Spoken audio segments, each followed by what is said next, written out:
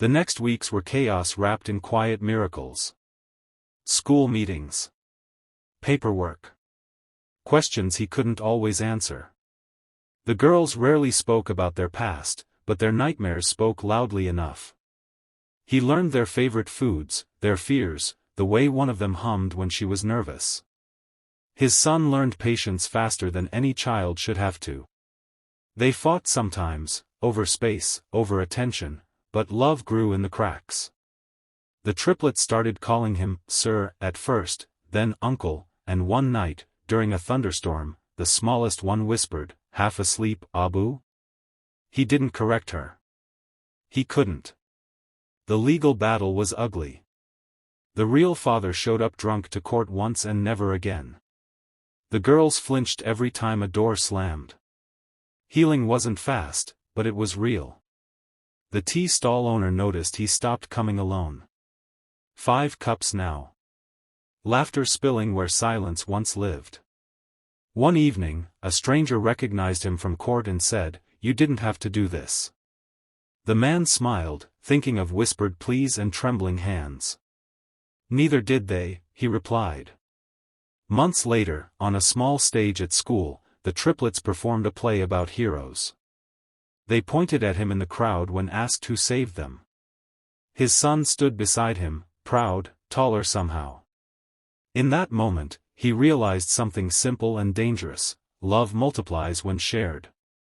He had started with 1 child and an empty chair. Now he had 4 children and a full heart. That night, they all sat together, drinking tea, sweet, warm, alive. One of the girls looked up and said, "Remember when we asked you to pretend?" He laughed softly. "I stopped pretending a long time ago." They smiled, safe in the truth. Because sometimes, the strongest families begin with a whisper and a brave yes. The house never felt this small before. Not when it was just him and his son, moving quietly around each other like 2 planets sharing an orbit. Now it breathed differently. Shoes piled near the door.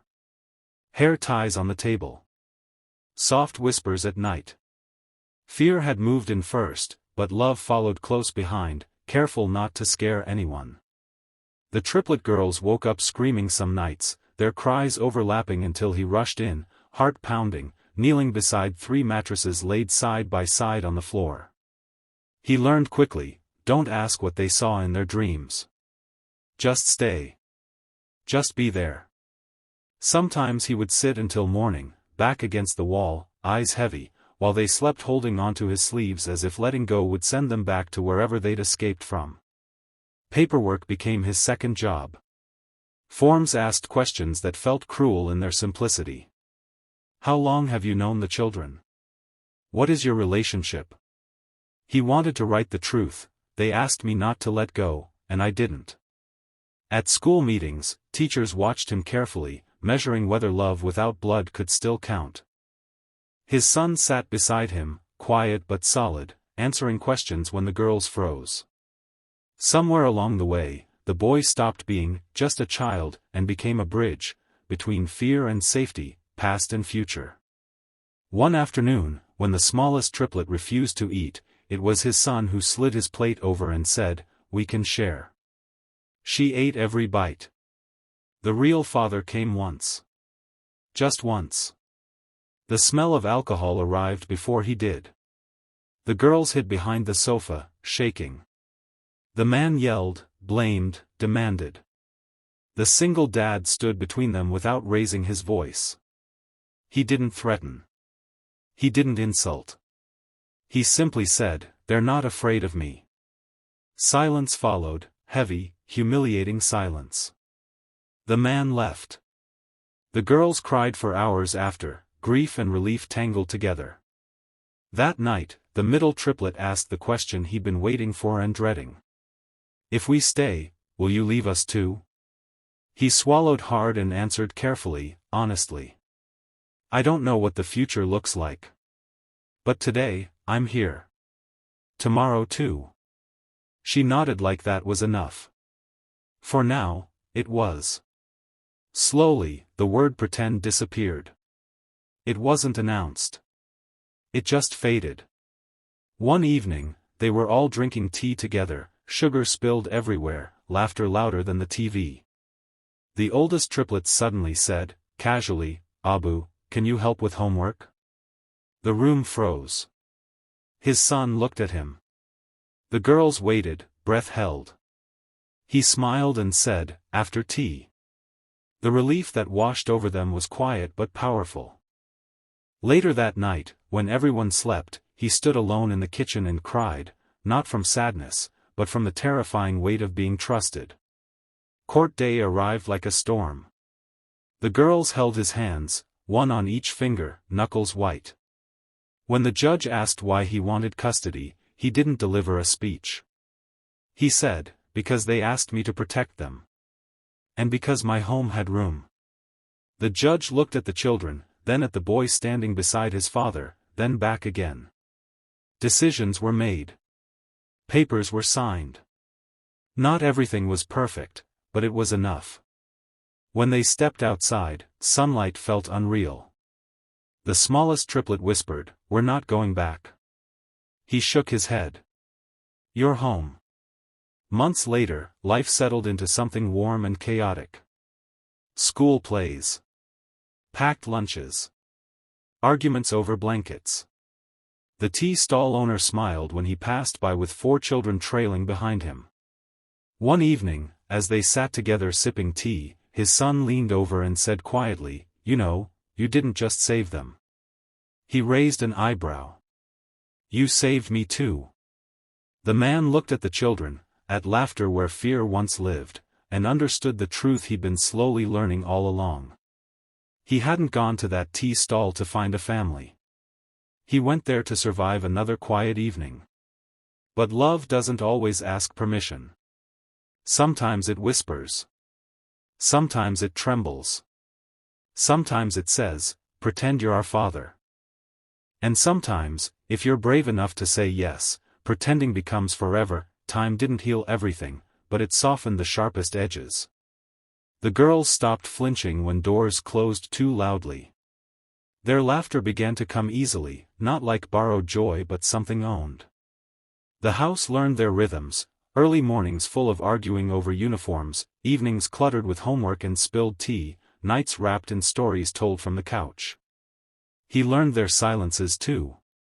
The way the oldest went quiet when adults raised their voices. The way the middle one counted steps when anxious. The way the youngest still checked every room before sleeping, just to make sure no one new was hiding there.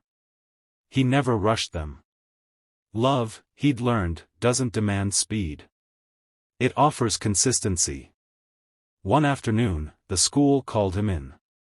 Not for trouble, something worse. Father's Day. The teacher hesitated, apologetic, unsure if the word still applied.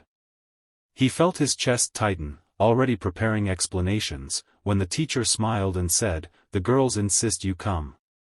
On the day of the event, he sat in a plastic chair beside other fathers who shared stories about first steps and birth photos. He had none of those. What he had was 3 pairs of eyes searching the crowd until they found him. When they ran to the stage, holding handmade cards, the smallest one spoke into the microphone, voice trembling but determined. "This is our father," she said. "He didn't make us, but he chose us." The room went quiet. He didn't clap. He couldn't breathe. His son stood beside him, hand on his arm, grounding him in the moment. That night, as rain tapped softly against the windows, the girls brought out an old notebook they'd been hiding. Inside were drawings, stick figures at first, then faces growing clearer over time. At the beginning, there were 3 small girls and no adults. On the last page, there were 5 figures holding hands. The man recognized himself immediately, drawn taller than life, smiling awkwardly like he often did. "We were scared to draw you before," the middle one admitted. "In case you left." He closed the notebook carefully and said the words they'd been needing to hear without realizing it. "I'm not leaving." Years later, when the triplets were taller, louder, stronger, the tea stall still stood at the corner of the road. One evening, they dragged him there, laughing, teasing him about how everything had started. 5 cups of tea. 5 lives intersecting because of one whispered request. A stranger once asked him if he ever regretted it, giving up his quiet life, choosing responsibility that wasn't his. He watched the girls argue over biscuits, watched his son roll his eyes with affection, and answered honestly. "I didn't lose my peace," he said. "I found its purpose." Sometimes, family begins with blood. Sometimes, it begins with courage. And sometimes, it begins with a single moment where a man drinking tea alone decides that pretending isn't enough, and love deserves to be real. If this story moved you, inspired you, or reminded you that kindness can change lives, subscribe to the channel. More stories like this are coming, and you won't want to miss them.